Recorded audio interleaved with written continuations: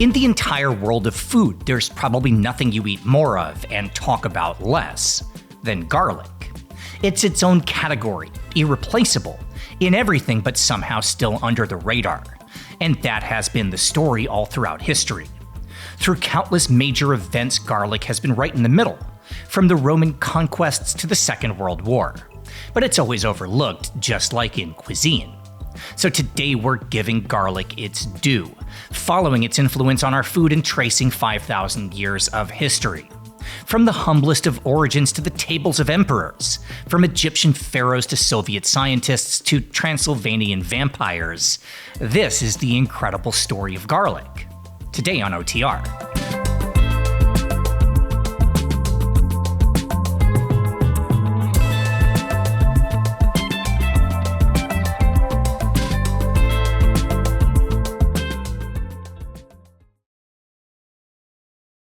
A little bit less than 20 years ago, I decided I was going to talk my way into the kitchen of one of the world's best Sichuan restaurants.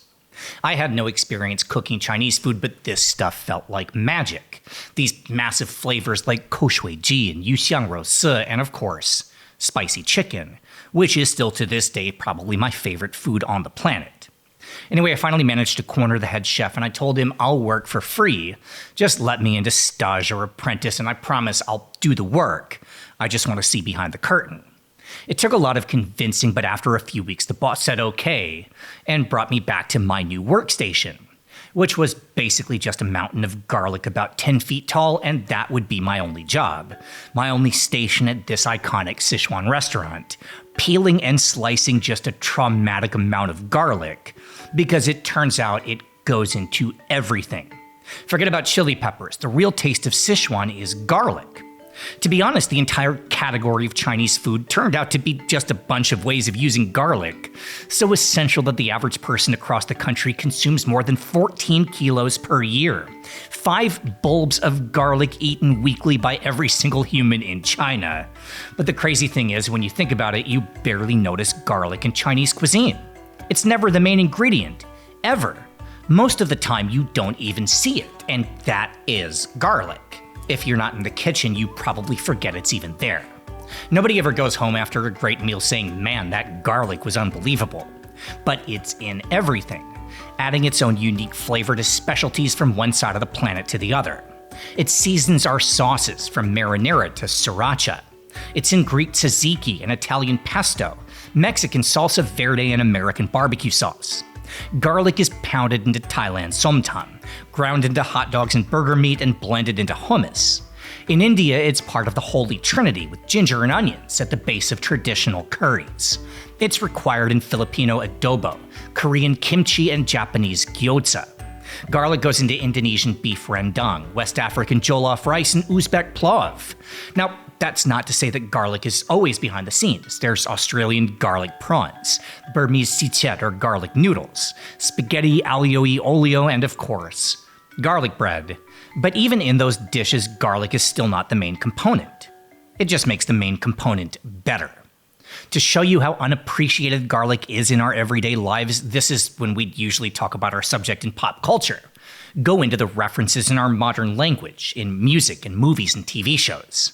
In almost every one of these videos, that list is endless. But when it comes to garlic, the best I can do is an 8-minute-long dramatic short from Sri Lanka, and a Russian movie about a young deadbeat named Victor the Garlic. And in music, the list is even shorter. Pretty much just a 1991 track by a band called Superchunk, about how the trauma of a failed relationship lingers like the smell of garlic. It's ironic that the only time we ever talk about garlic in any kind of mainstream literature is the smell, like if someone has garlic breath or if you need to scare off vampires. I say ironic because we put garlic in everything. Apparently we love the stuff a lot more than we actually realize. The good news is, for a story like this, that's actually the fun part. See, usually when you watch these videos, you might go in with some baseline knowledge, some facts or trivia about rice or whatever. But when it comes to garlic, well, beyond Bram Stoker, what else comes to mind? I mean, honestly, really quickly before we start, take a guess where garlic actually comes from. Where is this story going to begin? Let's see if you were right.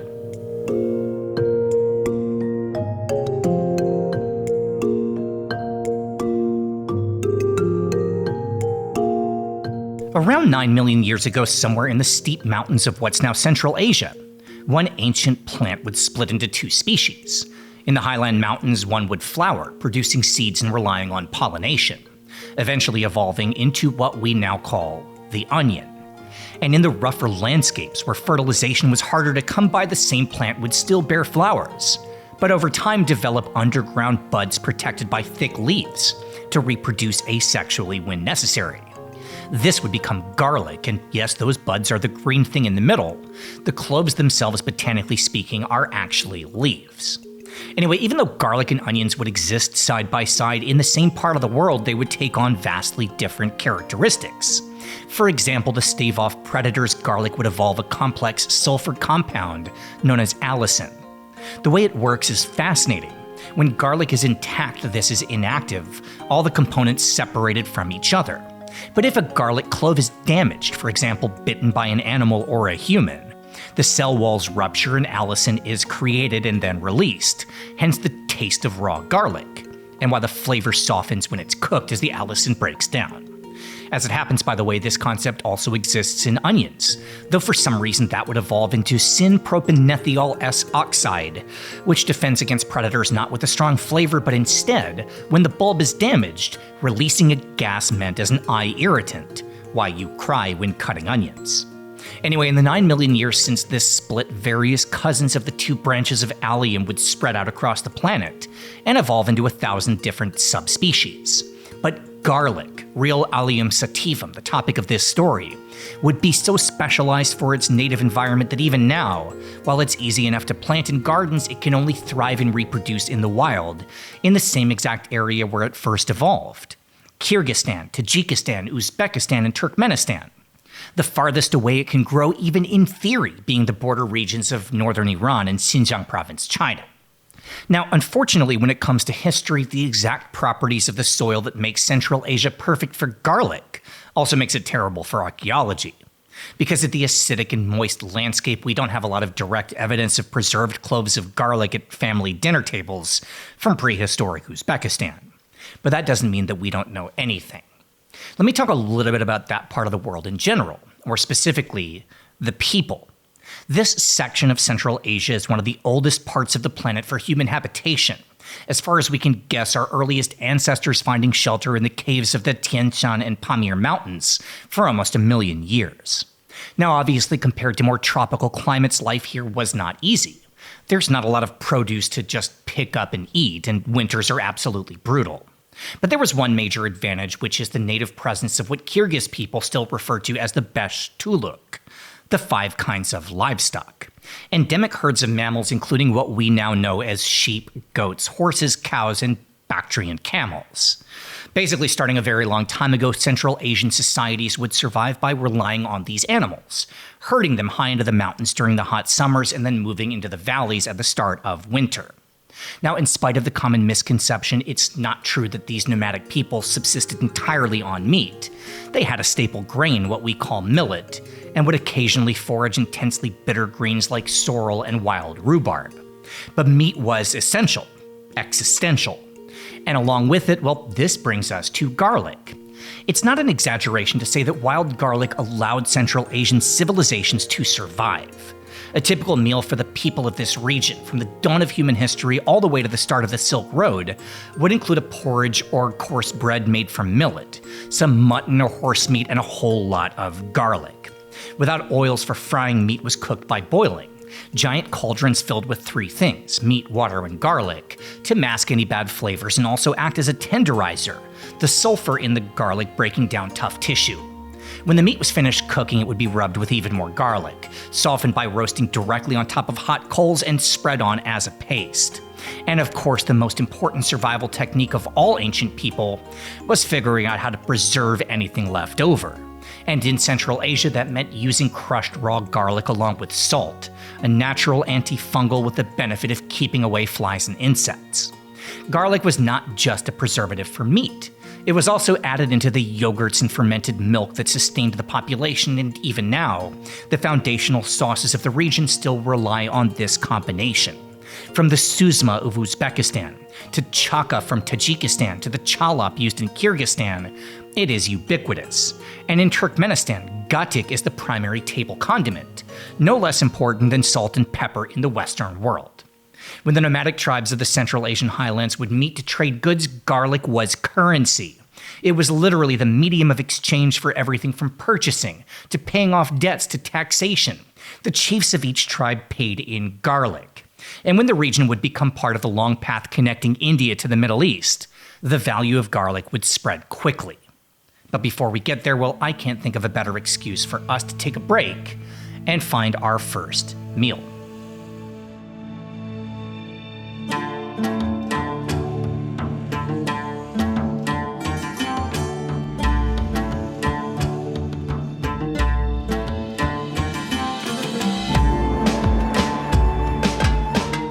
I don't know if there's a way to buy stock in this kind of thing, but I'm going to make you a promise. Within the next half-decade, Central Asian food will be everywhere.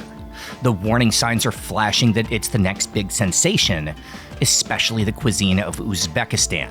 Ancient and influential and based around meat, dough, and garlic.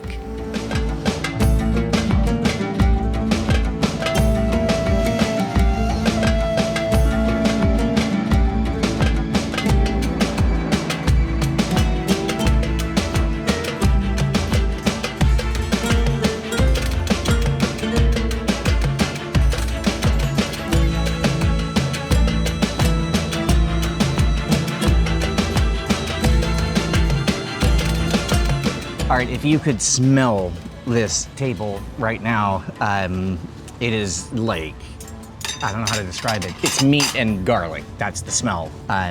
Onion, like some of the stuff that's on this table is newer than the story that we're telling. Obviously, tomato, New World ingredient. Potatoes, carrots, New World ingredient, but other than this is the kind of the Korean Uzbek fusion, which is your own obsession that you ordered. But other than that, this is a very like old school, proper, classic Uzbek meal. We have our pilaf, our plav. We have hanum. Daria, what is hanum? It's a street food from Tashkent. It's dough rolled with vegetables and spices that you can buy everywhere 24/7 on the streets of Uzbekistan. And I referenced it in a video not that long ago, and I was trying to remember which video we were talking about this as the dumpling that was like one gigantic meal that's all wrapped up in a dumpling wrapper. We have lamb ribs served over potatoes, rubbed in garlic, and the potatoes themselves are garlic potatoes. These two soups are what are probably like the closest to the original story that we're telling. Like, other than the potato and the carrot in this, these two soups are literally like old school Central Asian meat cooked forever in stock with garlic. We have the bread. We have the sauce, as we were just describing, the garlic and fermented milk or yogurt sauce. And did I forget anything? Is that everything? That's it. No, you.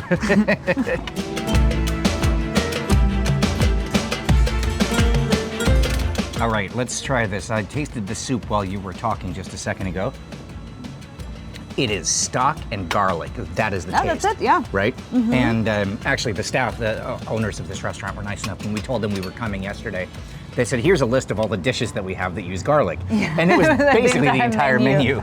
But trying to be accommodating for us.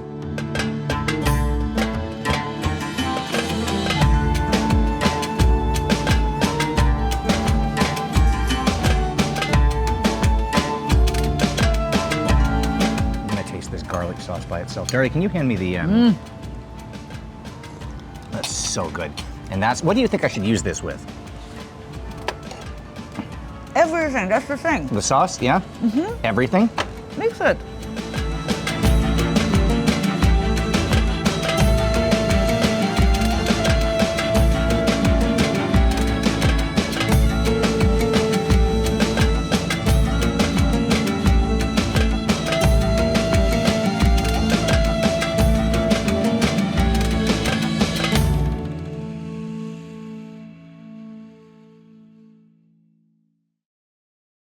Three 3,000 years before the start of the Silk Road, there was another network that connected trade in the ancient world's earliest societies.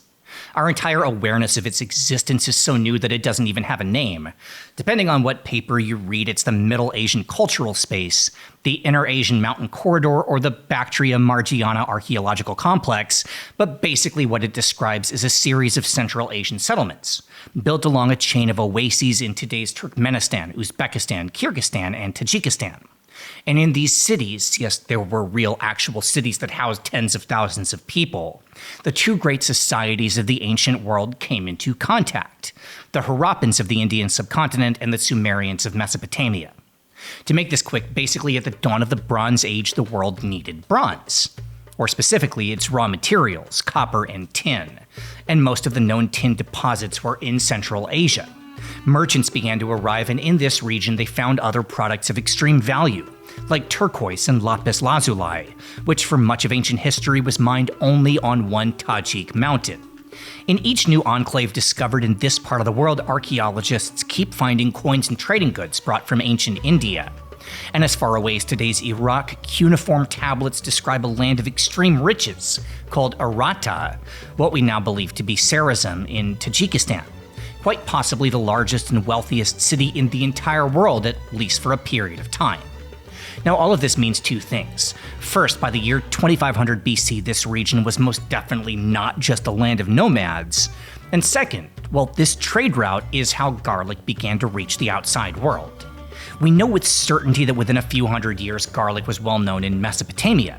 In fact, on the oldest recipe ever discovered, there's garlic in a lamb stew along with milk, barley, and salt, not to mention onions and shallots, both also new arrivals from the Stan countries. And in North India, well, starch grain analysis from the Indus Valley civilization shows a culture eating an everyday staple, made of lentils or meat flavored with ground garlic, ginger, and turmeric, what we now call the world's first curries. Now, obviously, garlic did not just stay in Harappa and Mesopotamia.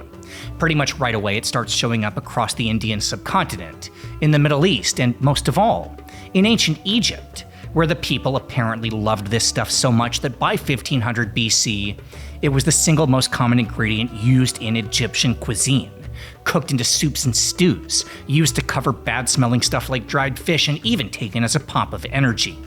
Raw cloves eaten by workers in the Valley of Kings. To show you how wild Egypt was for garlic, in 1158 BC, the government was in a crisis, the treasury bankrupt from too many wars and giant parties. They fell behind on payments, including to the 4 dozen laborers working on the tomb of the emperor, Ramses III.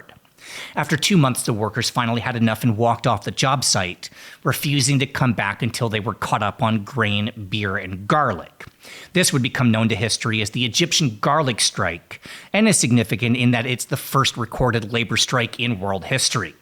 It worked, by the way. The administration backed down, paid up immediately, and 3 years later, when Ramses III was murdered, at least his tomb was ready to carry him through the afterlife.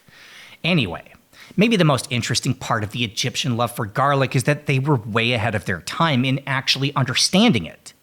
In the most famous medical journal that survives from the empire, the so-called Codex Iberis, garlic was listed as a treatment for abscesses and insect bites, as well as a supplement for the heart, all of which is actually scientifically valid. Garlic as a medicine would become even more crucial to Egypt than its use in food, and they weren't alone in seeing it that way. In the first Ayurvedic documents from ancient India, garlic was said to cure heart disease and arthritis, as well as helping to overcome a sore throat and to improve one's skin complexion. The Indians weren't the only ones using garlic for that reason. Jewish Holy Scripture describes garlic brightening a person's facial appearance, along with helping get rid of intestinal parasites and improving sperm count.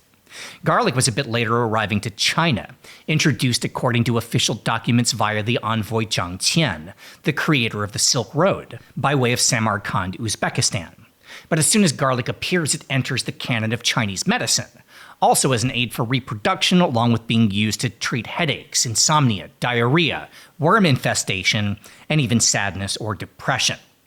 For the Persians of the Achaemenid dynasty, garlic was a cure-all given to the military, something that could be eaten for energy, used to sterilize wounds received in battle, and rubbed on as an anti-venom after snake bites, which apparently were so common among soldiers that they were considered a hazard of war.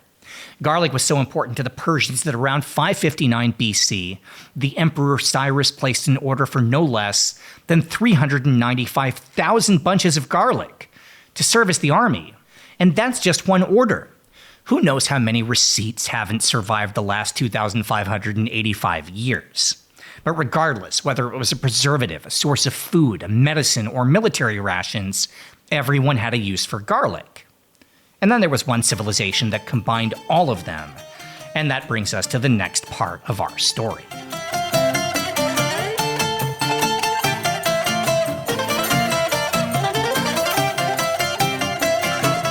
The plant known as garlic might have evolved for the soil in Central Asia. But once it was introduced to the Mediterranean, it would thrive like nowhere else on Earth. For the most flavorful, most aromatic cloves, garlic needs a period of cold weather, below 10 degrees Celsius but without freezing, followed by a long stretch of dry, warm days with lots of sunlight. In other words, Greece. And by the rise of the Greek Empire, garlic was a major part of society. It played a role in mythology, believed, as recorded by Aristotle, to have been created by the fires raging below the Earth's surface, and as such it was used as an offering to Hecate, the goddess of magic and the guardian of the underworld, and to Ares, the god of war, but that was less because of its creation and more because of its vital importance in fighting.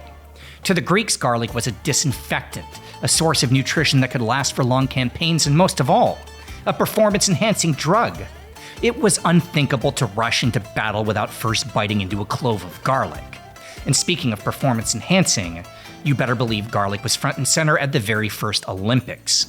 For the athletes in competition, right before stepping up to the line or picking up the discus, one would first eat at least a little bit of garlic for energy, stamina, and to channel some of that mythical fire. The Greeks also had plenty of medicinal uses for garlic. According to Hippocrates, it was vital for treating pneumonia and for issues with the lungs. It could help flush out the kidneys, clear out intestinal parasites, and even assist with childbirth, so it would be given to pregnant women going into labor. When the Greek Empire fell to ancient Rome, the garlic traditions would come along. The Romans absorbed garlic into their recipes, mythology, and medicine, but most importantly, into their battlefield rations. Roman legions were literally fueled by garlic, so to make sure they never ran out, whenever they would build a new fort or encampment, they would plant fields of garlic. The Romans would introduce garlic to the British Isles, leaving behind industrial-sized plantations at Hadrian's Wall in Northumberland and Caerleon in Wales. They would cultivate garlic at Lugdunum in today's Lyon, France. Garlic farms would be planted in Spain and Algeria and along the Rhine River in Germany, and all of these were serious operations. According to Pliny the Elder, garlic at any military encampment had to be planted on land with plenty of sunlight, in rows along defensive ditches, and intercropped with certain types of flowers. The garlic itself should go into the ground no later than the winter solstice to make sure it was ready for a big summer harvest. And while the Romans themselves would be gone from these fortresses by the 5th century AD, the garlic they planted would stick around, at least for a while. But before we get into that part of the story, let's take a break for some Greek food.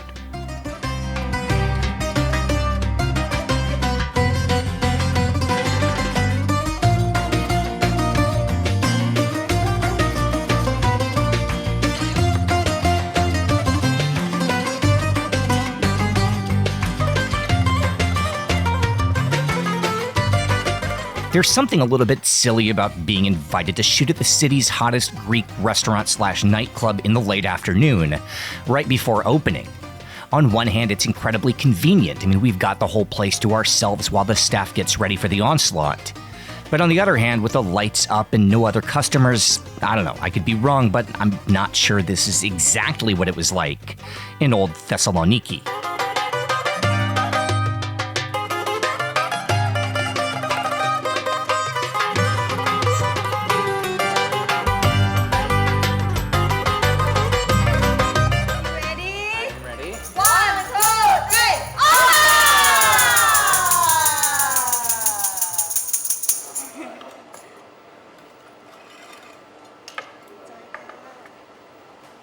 Okay. All right. Thank you very much.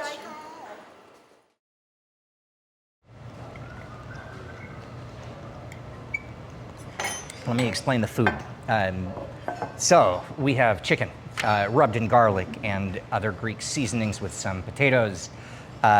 We have harissa, and we have tzatziki sauce. This is also tzatziki, so that's going to be a garlic yogurt with cucumber. We have what they told us is a spicy yogurt sauce, and then we have something else which I've already forgotten. I think it's fava beans. This one I ordered because it's some kind of fried vegetables that comes with a garlic dip on the menu. And then this is the garlic pita. I don't know that this meal, with the exception maybe of the meat, I don't know that this would be, the pita would be super recognizable to the Macedonian forces under Alexander the Great. However, that was a long time ago. This is now, that was then. I'm gonna start eating.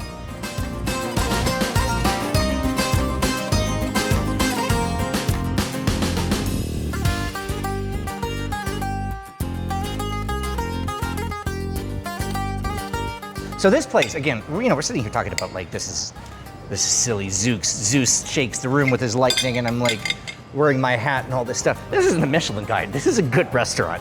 So like I'm excited to try the food. Never been here before on camera. Let's do this. It's really good.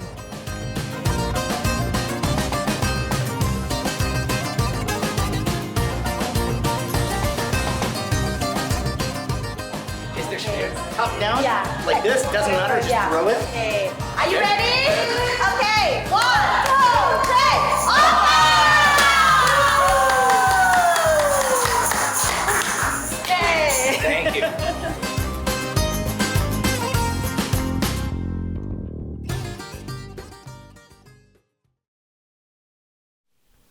In the first days of the Greek Empire, while garlic was fueling the troops in battle and saving lives as a medicine, there was one problem, which was that because it belonged to Hecate, the goddess of the underworld, nobody quite knew how to handle the spiritual implications of garlic consumption.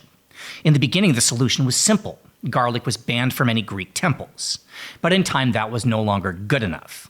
By the 3rd century BCE, anyone visiting a place of worship must have avoided garlic for as long as 72 hours to avoid accidentally carrying in the scent.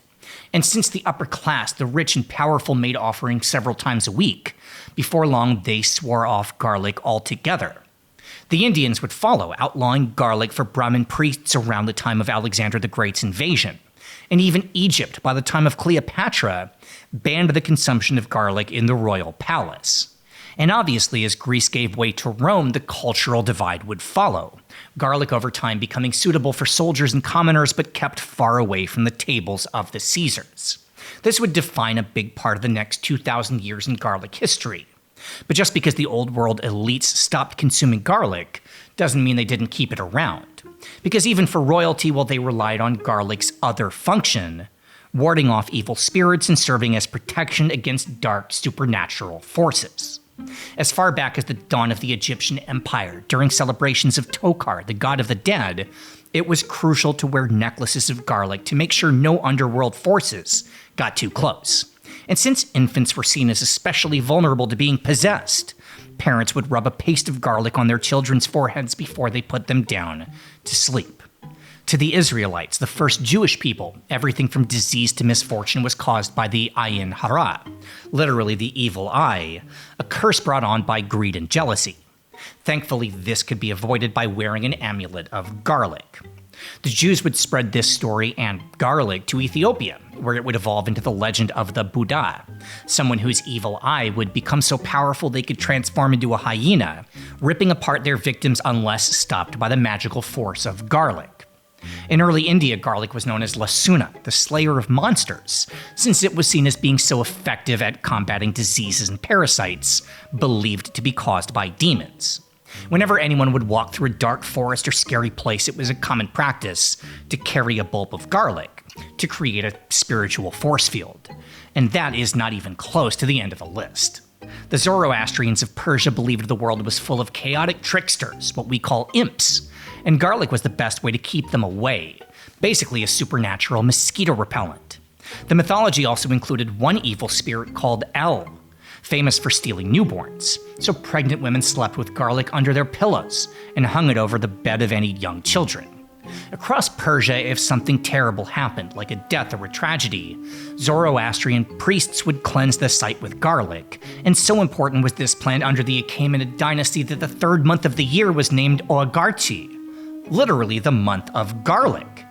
And then there were the Dacians, long forgotten by now, but once upon a time one of the most powerful and advanced civilizations on the entire planet.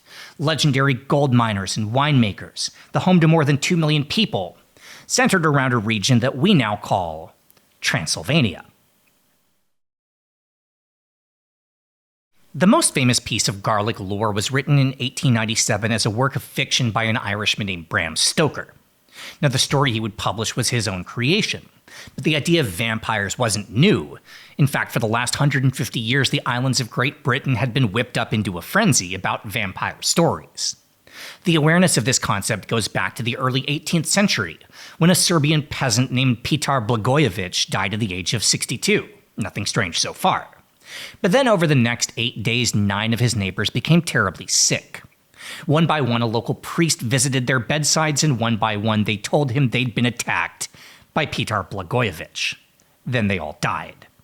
Now, this might seem unlikely, and the rest of the villagers blamed the priest for making it up, but then Mr. Blagojevic's widow started packing her bags, saying that her dead husband had just knocked on her door asking for his shoes. Now she was running away. This would set off chaos. The entire population marched all the way to the closest Austrian imperial garrison, and with 2 administrators, they returned to the village, dug up Blagojevic's body, and to their horror, they found his hair and fingernails had grown. Telling everyone to stand back, the local priest stuffed the corpse's mouth full of garlic, drove a wooden stake through his chest, and apparently everything went back to normal. The leader of the Austrian garrison then recorded all of this in a letter, sent it to the government in Vienna, and thus was born Europe's vampire obsession, the name taken from vampire, or undead, in Serbian. Anyway, all of that's a fun story, but it's not the point. This is.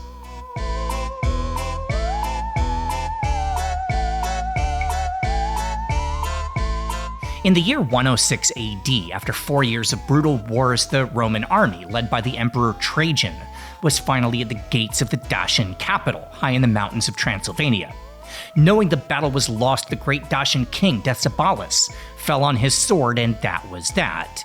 Rome had defeated its greatest rival and taken control of an empire that spanned all of today's Romania and Moldova, and parts of Serbia, Bulgaria, Hungary, Poland, Slovakia, and Ukraine. Trajan returned to Rome carrying spoils including 165 tons of gold, 330 tons of silver, and countless jugs of fine wines, and celebrated with what would remain the biggest party in Roman history. 123 days of public games, feasts, chariot races, and gladiator fights. 10,000 Dacian survivors forced to die in front of crowds in the new Colosseum. Anyway, all of this is to say that the Dacian kingdom was the greatest empire you've probably never heard of. Wealthy and powerful and with a rich mythology, especially a belief that death was nothing to fear. A wonderful afterlife waiting for everyone except for those who died, quote, unnaturally. They would be doomed to stay here, living on as a so-called restless soul.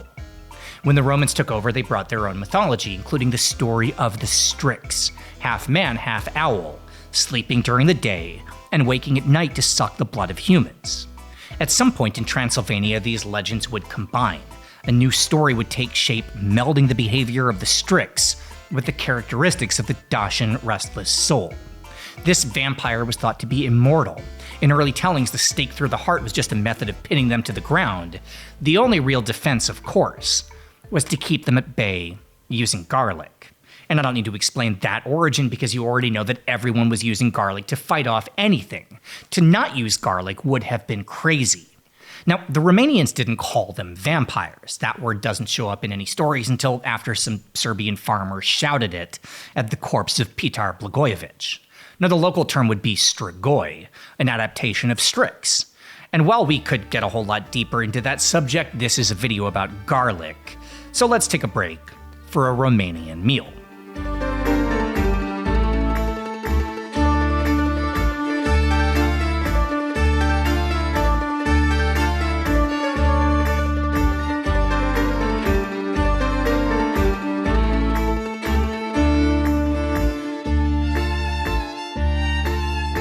About 2 hours driving from Bangkok, there's Southeast Asia's only Romanian restaurant, a place getting some major hype for its authentic home-style cuisine. And even if there was no Count Dracula, we would still have made this trip, because garlic in the Balkans is serious business. The food in Romania might be the closest we can come to a trip back 2,000 years, a living relic of the days under Roman occupation, how the country itself got its name. As a quick refresher, this is Romania, home to around 19 million people, the seat of government in the old city of Bucharest, once designed and constructed by Vlad the Impaler, the original Count Dracula. Romania is home to mythical vampires and very real giants, Marvel action heroes and the creator of Marvel, Stan Lee, second-generation Romanian.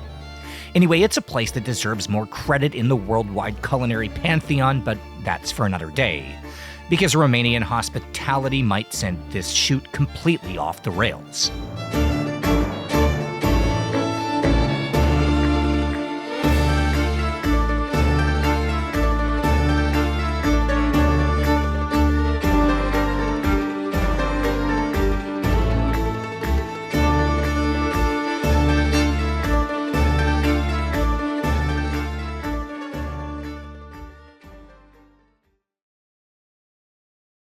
So first of all, Chris, so I was telling the crew, we were just talking about this off camera, that reading the reviews of this restaurant, we drove all the way to Pattaya to eat here, and reading the reviews online, everyone's like, oh, it's like going to my Romanian grandma's house. So I expected that this was going to be, we're going to come in and it's a Romanian grandmother. It's you. Oh, yeah.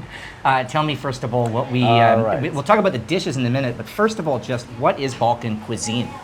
So Balkan cuisine actually is the technique of cooking, because in our countries we like to use good ingredients, good vegetables, and the technique is about slow cooking. It's not a fast food to doing like fast, because all the ingredients, everything, when it's staying together for a long time, it gives the flavor. So this is what makes the food very special in our country.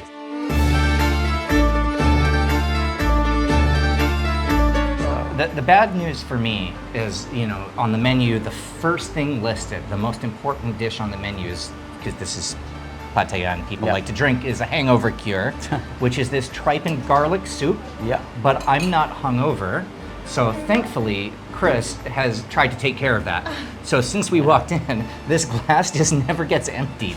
So all right, cheers. cheers. So this is rakia. Cheers. Yep. In our countries, we call it rakia. We say noroc. Noroc, and that is how we say cheers. Jiveli, or Nazdravia in Macedonia. Jiveli in Serbia. And in Romania? Noroc. Noroc. Okay, So, noroc. noroc.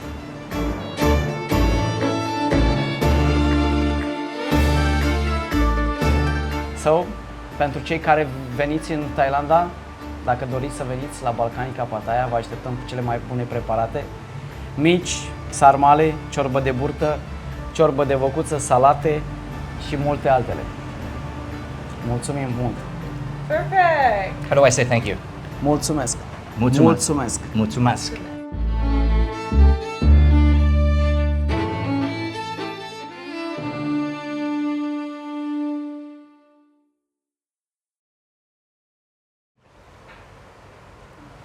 Cheers! Cheers. Welcome. This is- Thank you so much. Still haven't had a bite of food yet. It's very smooth though. How many of you drink so far? It's my second. 0.3? No, I Thank you, Chris. I almost finished the first one and that's the second. Okay, so- before I lose the ability to speak, let me quickly introduce the food. So, I'm going to make this very fast for two reasons. Number one, because I am about to black out, and number two, because Daria is about to black out for very different reasons. I have not seen you look this excited in a long time. Can you tell me very quickly, Daria, before we start eating, what is it about Balkan food that's so exciting to you? Your eyes lit up when we walked in here. Thank you. It's so close to what I have at home. Like you were, like we were talking about different cuisines, like Uzbek cuisine, Korean cuisine, anything that is in the far east of Russia. But when we're at home, we're cooking this. We're making the meats. We're making the cabbages. We're making these kebabs, salads. So this is basically what I have at home. And vodka. And vodka instead of rakia. I'm gonna not make you wait any longer. Just dive in. Let's Hell eat. yeah. In terms of garlic, so the tripe soup that is showcased front and center. But Carol, if you want to grab that camera, do you guys mind if I just put the garlic straight into the soup? Oh, you're gonna put the full one? Yeah, do you guys mind? I mean, this is a garlic shoot. So I'm gonna just go ahead and dump this in. You ready? Ready. All right, so here's the garlic now going in. Oh yeah, all of that into the tripe soup, and this is the hangover here. We have garlic as a big part of the spice blend for the sausage, and we have it mixed in, slow cooked down with the sausage and the beef here. And yeah, I'm gonna ask for bowls so we can share the soup. Just 4 small bowls.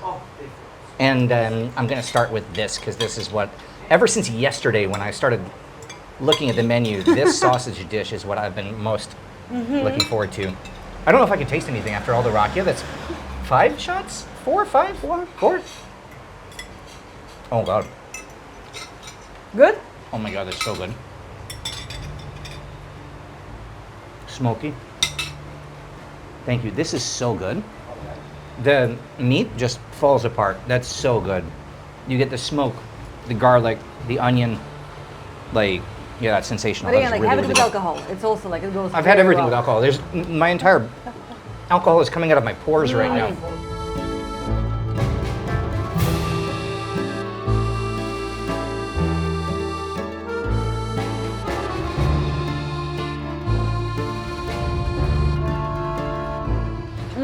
This is outstanding. You tried this? This is, I'm a very happy guy right now. Wow. Let's see if after a couple of shots of rakia, if some of the trite helps me sober up again. Or at least kills the looming hangover. No, that's not for that reason. That's like, it's very soothing. It's gonna be very nice.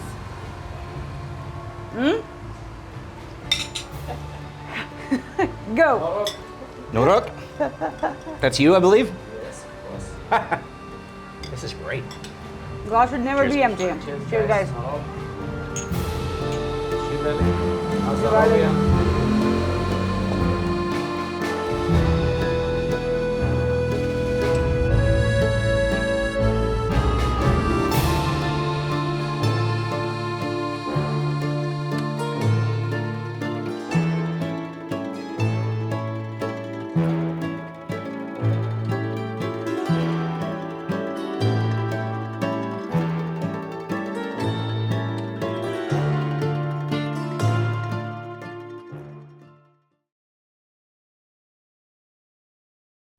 When the Roman Empire fell in the 5th century AD, it was cataclysmic for society, but also for garlic, because the Germanic tribes that began sweeping across Europe had no use for the stuff. Now, this doesn't mean that they didn't like garlic. They did, just not these.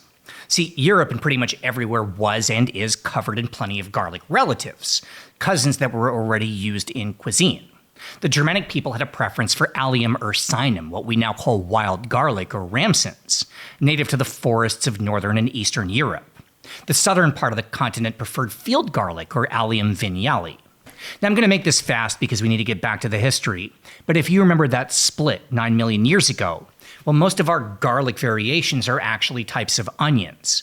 For example, all of the so-called North American garlic, stuff like meadow garlic from Canada, and ramps or American wild garlic, well, they're all actually descended from onions and are not garlic at all. The only exception, the only actual garlic that was ever part of mainstream cuisine, is the so-called Allium ampeloprosum, better known as leeks. Leeks are actually garlic, they just evolved in a slightly different direction over the last few million years.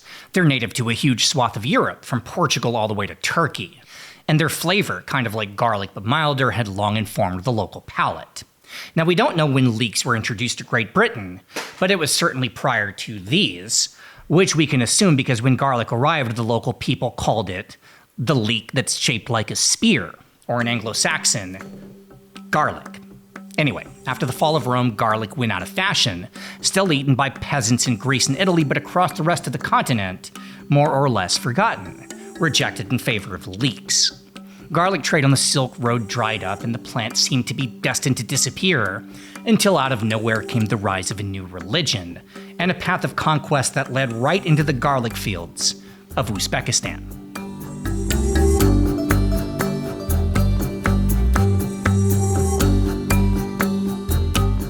The very first reference to garlic in Islamic writing echoes the Greeks, Romans, and Indians, the Prophet Muhammad declaring that garlic is to be kept far away from any mosques or places of prayer. But as the caliphate swept across the so-called Garlic Crescent, from Iran into the Stan countries, they quickly encountered a problem. There was garlic everywhere, and their soldiers really liked it. Just like the Greeks and Romans, it became a vital part of getting ready for battle, but nobody knew if they were violating the will of God. So just 6 years after the start of the Muslim conquests, Muhammad himself issued a clarification, saying, and I quote, "O people, I cannot forbid a thing which Allah has made lawful, but this garlic is a plant the odor of which I find repugnant," and thus would begin the Muslim compromise. Garlic was halal, but efforts should be made to soften the smell and the harsh flavor, a ruling that would change how garlic would be used in cuisine forever. All across the Muslim world, new recipes would take shape incorporating lots of garlic, but blended with other ingredients, cooked down into sauces, and masked or balanced by powerful herbs and spices. As just a few examples, let's look at the very first Arab cookbook, written in the 10th century. In those pages, we see garlic sautéed into harissa, a royal stew of wheat and mutton. Garlic would be caramelized along with leeks and onions to form the base of sikbaj, then layered in with meat, honey, saffron, dried fruits, and lots of vinegar. And garlic would even win over the Prophet Muhammad himself, ground into a paste with coriander and ginger and cooked into a stew called tarid, said to be his very favorite dish. And those are just 3 examples. There are thousands more across the Muslim world. Now, it's not fair to say that the, quote, softening of garlic was a creation of the Arabs. This had already been practiced for hundreds of years in Central Asia, northern India, and especially Persia, where it was the center of the culinary culture. But the Muslim conquest did spread the concept far and wide, and that would have massive ramifications for the future of Western cuisine. Just 6 years after the invasion of Uzbekistan and Kyrgyzstan, the Arabs would take the Iberian Peninsula, a campaign led by the Berbers of North Africa. As they would everywhere, the Muslims immediately outlawed the use of pork, meaning lard was no longer an option. So the local people instead turned to olive oil, the entire southern coast from Andalusia to Catalonia covered in olive trees. Anyway, at some point in the years of Muslim occupation, we see a fusion begin to take shape.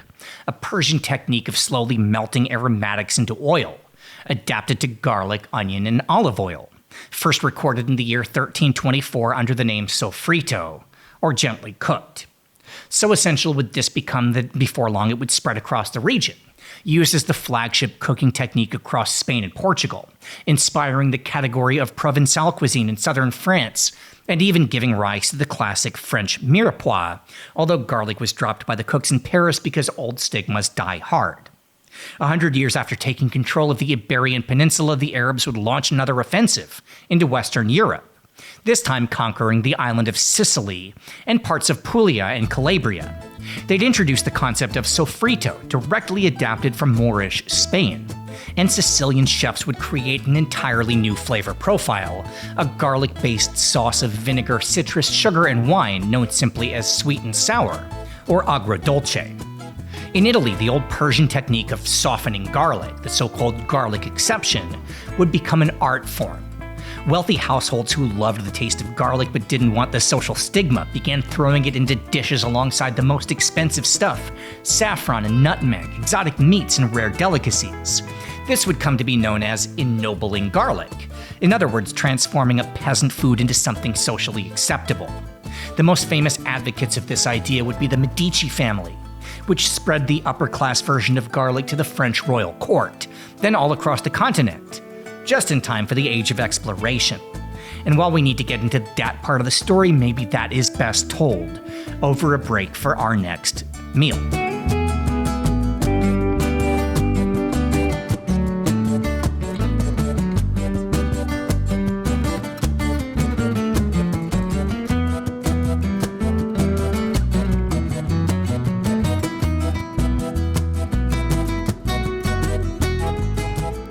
Welcome to IO Italian Osteria, one of the most prestigious Italian restaurants in all of Southeast Asia, the latest in a 4-decade-long portfolio under the guidance of Chef Anna Barassi, originally from Naples. Chef Anna is a celebrity in the world of Neapolitan cuisine, but today we're here to meet another part of IO's creative team, her son-in-law, Luis Barretas, himself an acclaimed chef, a food historian, and a native of Portugal. And along with a few of the restaurant signatures, Chef Luis is also going to make us some home-style Portuguese garlic delicacies.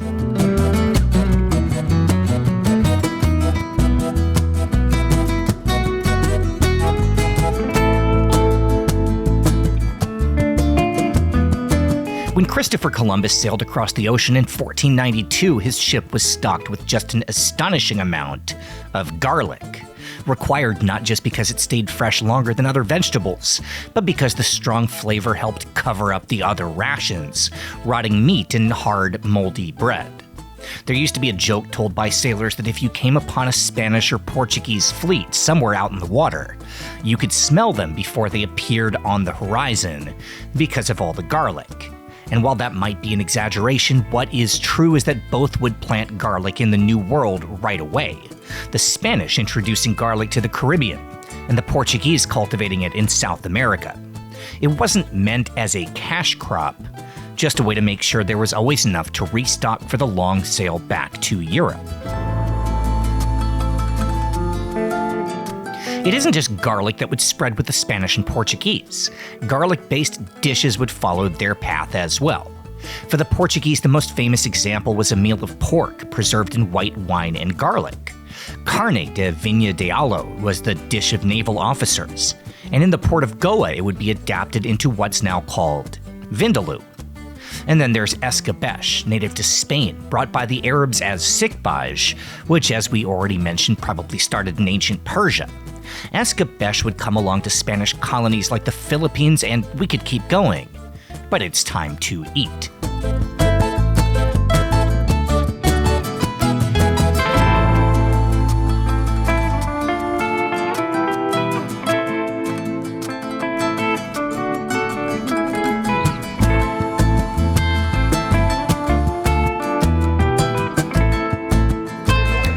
Chef, I'm very excited to have a chance to come here and film. I'm going to be very fast talking to you because this smells incredible and I want to eat it while it's warm. Yeah, you should. So you are from the coast of Portugal. Your wife is Italian. You have an Italian restaurant. So this is kind of a blend. We have a couple dishes off your menu, and then we have a couple of dishes that remind you of home. Yes. So let's start. I guess just tell me what we have on the table. Okay, so we start with the Portuguese dishes. So basically, this is a sorda alentejana, which is from Alentejo area, my father's area, and this is, for example, is normally my Christmas Day lunch, because on the Easter, the day before, we cook the cod. So with the water, with the stock, we make this soup, which was a peasant soup from when they go to the countryside to take care of the sheep. They would have a bit of stale bread, some eggs, something easy to carry that doesn't spoil without the fridge, and then just with some fire, just boil water with a bit of salted cod to infuse. And garlic. And then the base is coriander, olive oil, garlic, and salt. We do kind of a piso, we call it piso, which is just crushed basically. Then we cut the stale bread, some poached eggs, and the hot liquid on top, which is now a bit soaked, but that's the idea.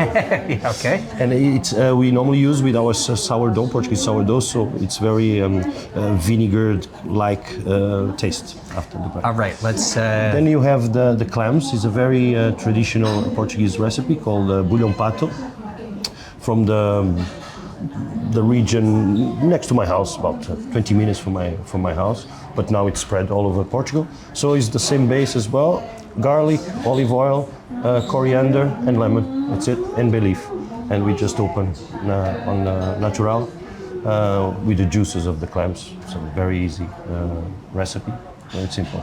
Then moving on to Italy, so we have the burrata that we import, of course, from Italy, together with our prosciutto. Some Not a garlic-based dish. We just wanted something green. I figure we're having something just to clear the palate. Just to clear exactly. This is our salad.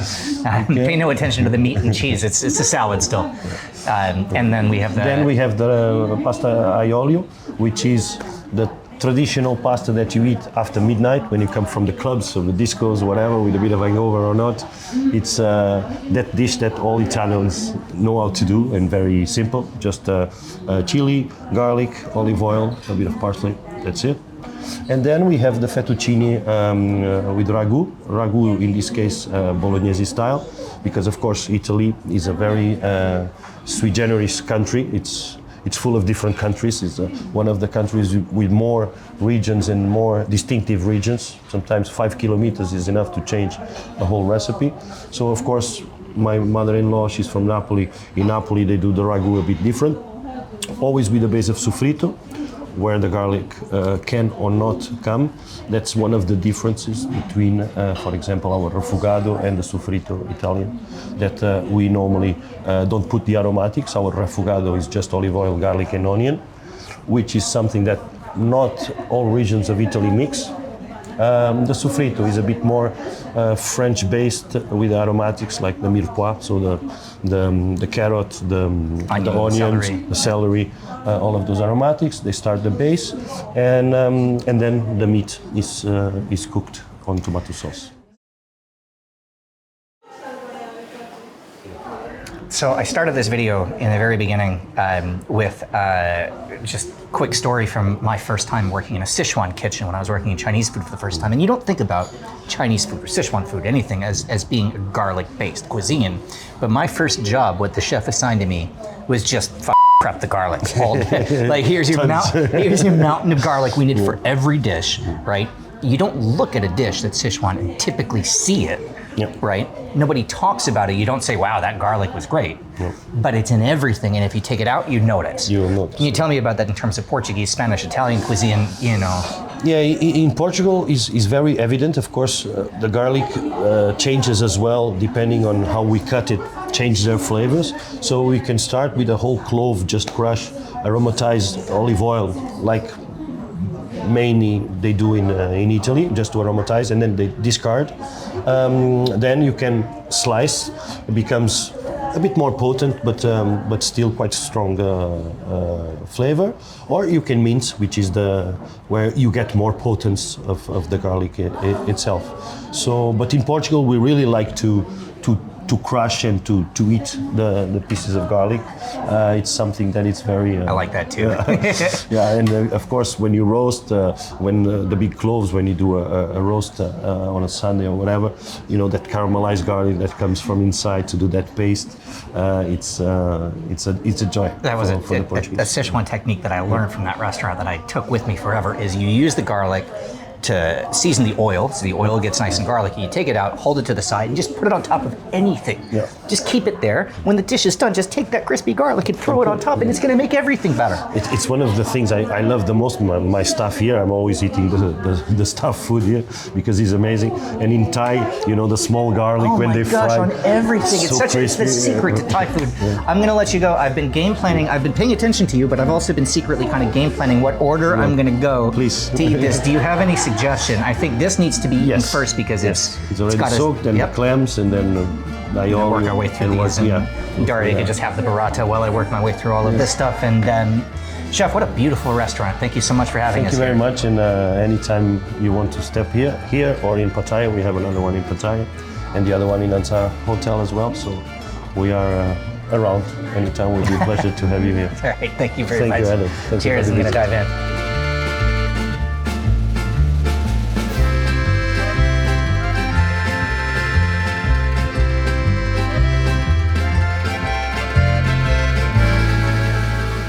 All right, forgive me for not doing much more of an intro. We have to crack in while this is still warm. Oh, so good.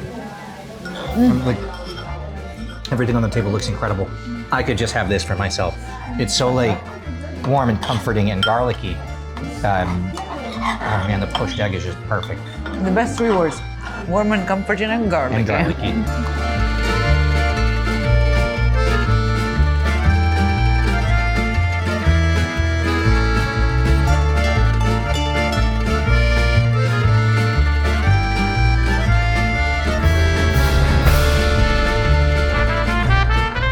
Delicious. I'm gonna make this quick so Dennis gets to eat this while it's warm too. I need to leave some for Dennis. Some bread. You need to leave some of that. I shouldn't talk too much about it because it's not on the menu at this restaurant. That's a home dish for Chef it? Luis. Yeah. This is an Italian restaurant, and that is a Portuguese dish.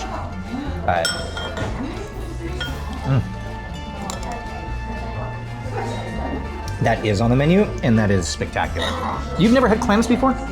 You've never had a clam in your life? I've probably had clams. I just don't know how to eat clams again. I think it's like pistachios, so I just drop them in my mouth and just. No, you take the. You're gonna put you're gonna put the whole shell in it, just like Julia just Roberts, eating a sunflower pretty woman. seeds. All right, let's. While Daria works out how to eat a clam, we're gonna cut on audio and just enjoy the meal. Dennis, please come join us. All right, Daria, let me walk you through this. So here's the process, okay? Here's a clam. Mm-hmm. Take it out with your fork. Fork? That's it? Eat it. That's it? And then take the shell and put it in here. That was the entire clam eating process, beginning to end. I don't need to put it like in bread or something? You can. I mean, you can soak. We have bread here to soak in the. Yeah. Cool. All right, Dennis, come eat while it's warm. This is so good. If you remember in our video about the history of pork, in China during the years of the Ming Dynasty, a massive amount of deforestation led to a lack of firewood, which meant that food would have to be cooked more quickly, hence stir-frying. Now, until that time, garlic in China had been a relatively minor ingredient, highly valued in traditional medicine but less common in cuisine than their own native variety, what they referred to as swan. At first, the Chinese called the Silk Road version Hu Swan, or the garlic of the barbarians. But in time, that would become Da Swan, big garlic, the native version rechristened as small garlic, Xiao Swan, and both of those names are still around to the present. Anyway, the problem with stir-frying versus the old techniques of stewing and braising is that there was less time to develop much flavor.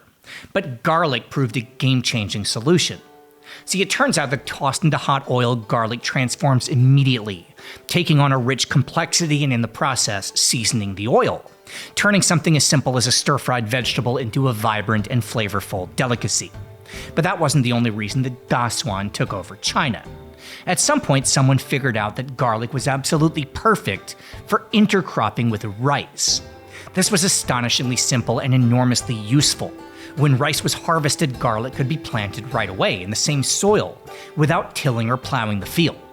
The plant would recycle nutrients in the ground and then be ready for harvest exactly when it was time to throw the rice back in, and so the cycle would go, giving farmers so much garlic that they could use it for cooking and sell the rest, increasing the income of the peasant class. It wouldn't take long before garlic was all across the continent, spread side by side along with stir-frying, and garlic crops were introduced to the highlands of Thailand, Laos, and Vietnam, but not the Southeast Asian islands. It was already beloved in the Malay archipelago, introduced about 100 years earlier by Muslim traders, arriving in port at Java and then Malacca. Those traders came from India at the time under the Mughal Empire, a Muslim dynasty with ties to Persia founded by Babur, who was from Uzbekistan. In other words, Mughal India was a perfect storm of garlic, and their own innovations would increase the presence of garlic in the subcontinent and beyond. See the rich Mughlai curries, sopped up, of course, with garlic naan. In the Philippines, garlic has an ancient history. As far back as the Maritime Silk Road, it was used as a medicine. But its entrance into mainstream cuisine comes with the arrival of the Spanish and the adoption of sofrito, referred to in Tagalog as gisa, and forming the backbone of everything from the modern caldereta to pinakbet to 1,000 forms of pancit, or stir-fried noodles. And the Columbian Exchange would also play a major role in the use of garlic in Korea, the introduction of chili peppers in the 1600s transforming kimchi, which had been a simple dish of salted cucumbers, leeks, or root vegetables, into what we know today. The local people realized that a combination of garlic and ground chili made such a strong preservative that they could drastically reduce the use of salt, which was prohibitively expensive. And just like that, kimchi was accessible to every home and family and well on its way to becoming the national dish. By the end of the 17th century, nearly every single corner of the Asian continent, from India to Uzbekistan to Indonesia, was all using garlic in everyday cuisine. Every country except for one, the country of Japan. Basically, around the 7th century AD, a new sect of Buddhism spread through East Asia, preaching asceticism and enforcing restrictions on diet, banning alcohol, meat, and the so-called 5 pungent roots: garlic, chives, onions, shallots, and leeks. Theoretically, at least for the roots, the reason was that strong tastes and smells were said to be distracting to anyone who was seeking enlightenment. Anyway, for a while this would be the standard Mahayana diet, but people like meat and liquor, so soon enough it would be limited to monasteries and temples, the new rules only applying to monks, except in Japan. In Japanese culture, the whole idea of cracking down on strong flavors made sense. The cuisine already valued subtlety and fresh ingredients. Mahayana Buddhism would blend with the local Shinto faith into a uniquely Japanese religion, and garlic was very much forbidden. And then Japan would close its doors to the outside world for the next 1,200 years, and the garlic ban was never lifted. Garlic would not be accepted into Japanese cuisine until after World War II, introduced by soldiers coming back from Manchuria and cooking a style of dumplings made in a northern Chinese style, becoming in Japan what we now call gyoza. But in a very strange twist of fate, by the time Japan found garlic, in the US it was a Japanese person who ran the entire industry. This is Kiyoshi Harasaki, better known as Jimmy, the California Garlic King. Jimmy Hirosaki was born in Kumamoto in 1900, immigrating to the US at the age of 14 and working as a laborer on carrot and onion farms. Within a few years, he'd saved up enough money to buy a plot of land in Santa Clara County, south of Santa Cruz, and while at first he made a living selling vegetable seeds, things would take a turn when he started growing garlic. See, this was right around the time that waves of Italian immigrants were heading west and moving to the region, and garlic was in demand. His farm would grow to 500 acres, and then in the 1930s, he'd partner with a chili powder company called Gentry Foods to begin producing dehydrated garlic, mainly sold as garlic powder. This would become a sensation. More farmers would move in, and by the middle of the century, Gilroy, California was the garlic capital of the US. Anyway, let's get back to the story.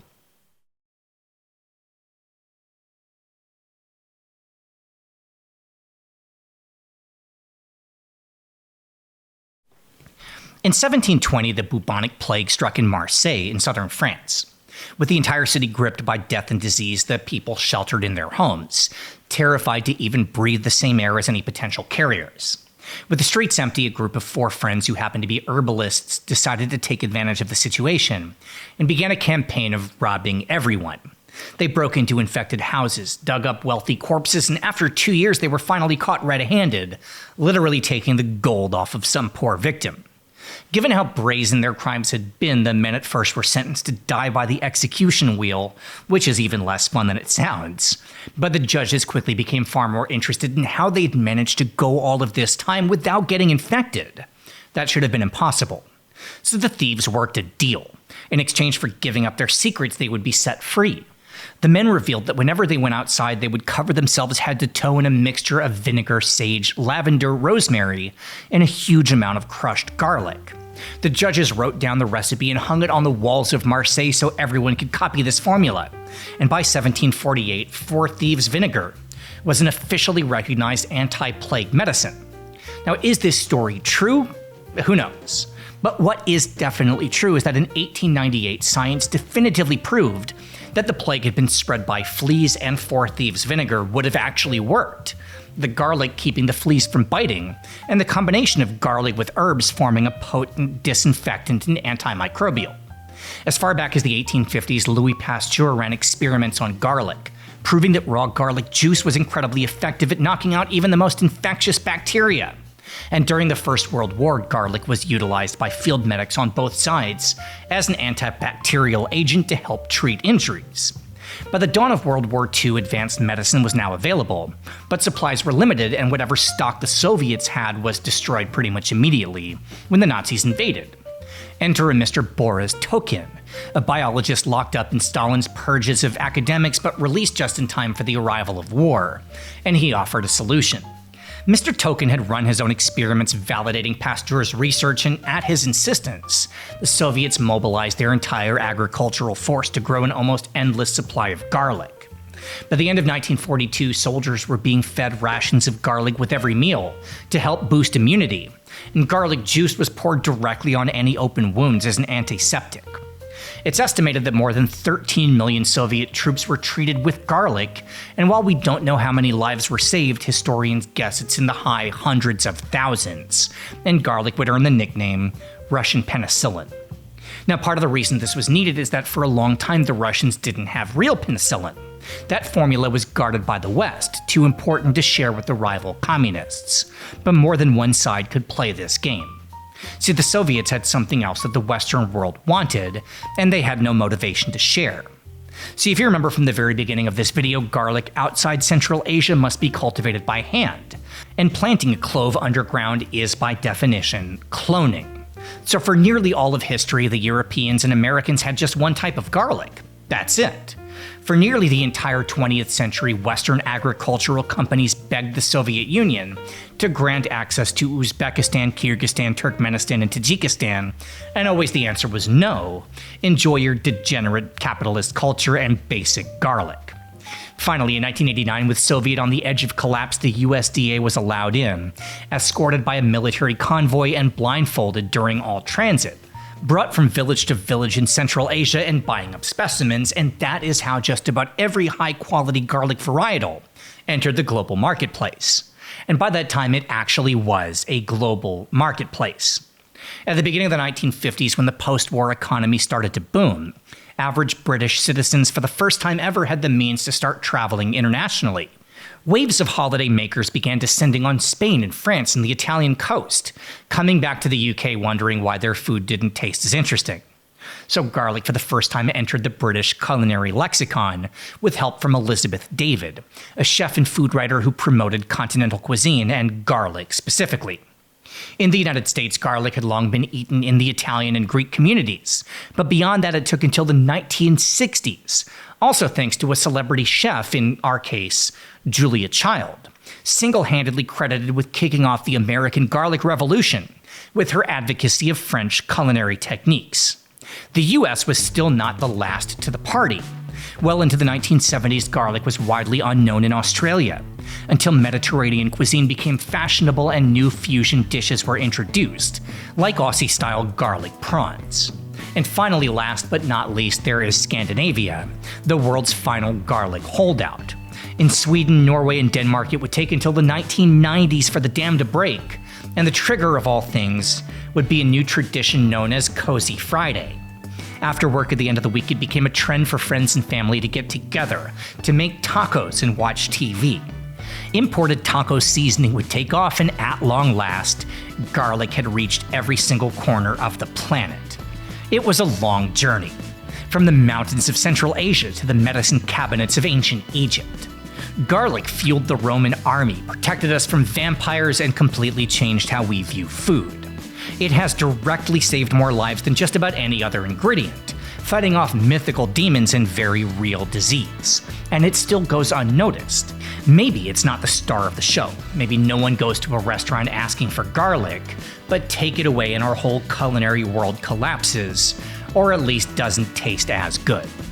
So for one last meal, we might as well finish with a little bit of Sichuan, the food that got me into cooking, but thankfully this time, someone else gets to chop the garlic. So long.